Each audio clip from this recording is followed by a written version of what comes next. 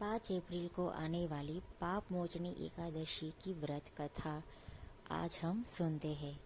प्राचीन समय में चैत्ररथ नामक एक वन था। उसमें अप्सराएं किन्नरों के साथ विहार किया करती थी। उसी वन में मेधावी नाम के एक ऋषि भी तपस्या में लीन रहते थे। वह भगवान शिव के परम भक्त थे।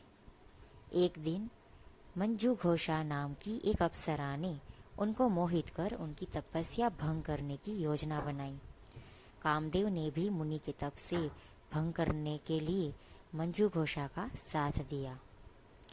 तो अब बात है कि काम के वश में हुए ऋषि।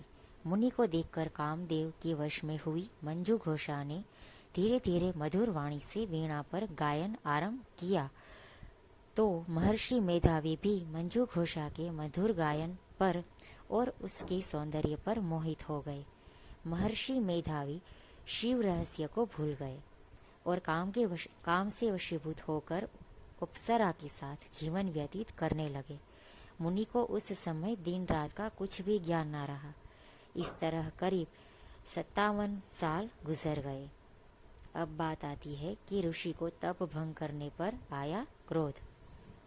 इसके बाद मंजू घोषा ने एक दिन ऋषि से कहा, हे विप्र, अब आप मुझे स्वर्ग जाने की आज्ञा दीजिए। अब मेरा अधिक समय यहाँ रहना उचित नहीं। तब मुनि को समय का ज्ञान हुआ। तब उस अप्सरा को वह काल का रूप समझने लगे। इतना अधिक समय भोग विलास में व्यर्थ चला जाने पर उन्हें बड़ा क्रोध आया। उन्होंने अप्सरा को पिशाचिनी बन जाने का श्राप दे दिया। अब बात आती है पिशाच योनि से मिली मुक्ति। तो वो अप्सरा पिशाचिनी बन गई।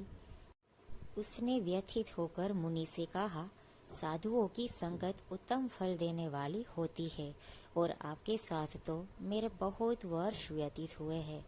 अब आप मुझ पर प्रसन्न हो जाइए, अन्यथा लोग कहेंगे कि एक पुण्य आत्मा के साथ रहने पर मंजू घोषा को पिशाचिनी बनना पड़ा। मंजू घोषा की बात सुनकर मुनि को अपने क्रोध पर अत्यंत ग्लानि हुई और उन्होंने अप्सरा को चैत्र माह के कृष्ण पक्ष की पाप मोचिनी एकादशी व्रत करने को कहा। मंजू घोषा ने ऐसा ही किया। चूंकि एक तपस्वी होने के बाद मेधावी मुनि ने भोग विलास का पाप किया, इसलिए उन्होंने भी प्रायश्चित के लिए पाप मोचिनी एकादशी का व्रत किया। इसके फलस्वरूप अप्सरा पिशाचिनी की देह से छूट गई और स्वर्ग को चली गई। वही मुनि के भी सारे पाप नष्ट हो गए।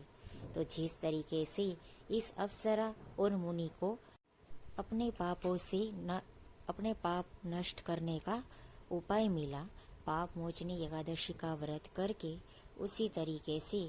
उसी तरह आप भी पाप मोचनी एकादशी का व्रत रखिए।